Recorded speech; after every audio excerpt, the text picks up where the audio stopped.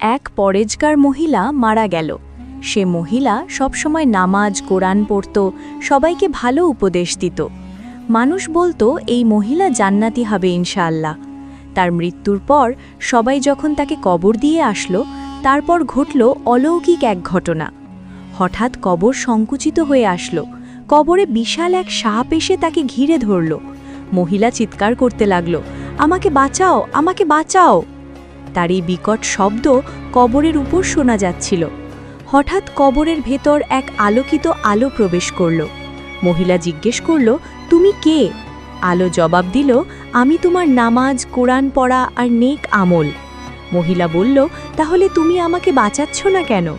তখন সেই আলো জবাব দিল, তুমি দুনিয়াতে সব আমল তাড়াহুড়ো করে করেছিলে, কোনো ইবাদত সুন্দর এবং সময় নিয়ে করনি, সবকিছু অসম্পূর্ণ রেখেছিলে বলে আজ তোমার প্রতি আমার রহমতও অসম্পূর্ণ।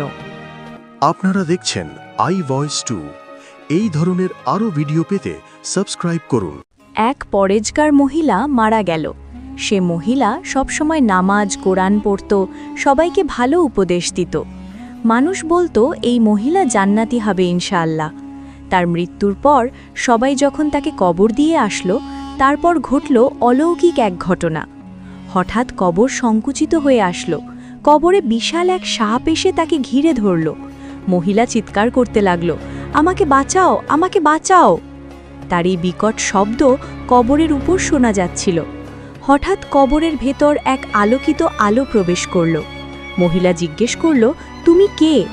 আলো জবাব দিল, আমি তোমার নামাজ কোরআন পড়া আর নেক আমল। মহিলা বলল, তাহলে তুমি আমাকে বাঁচাচ্ছ না কেন? তখন সেই আলো জবাব দিল, তুমি দুনিয়াতে সব আমল তাড়াহুড়ো করে করেছিলে, কোনো ইবাদত সুন্দর এবং সময় নিয়ে করনি, সবকিছু অসম্পূর্ণ রেখেছিলে বলে আজ তোমার প্রতি আমার রহমতও অসম্পূর্ণ।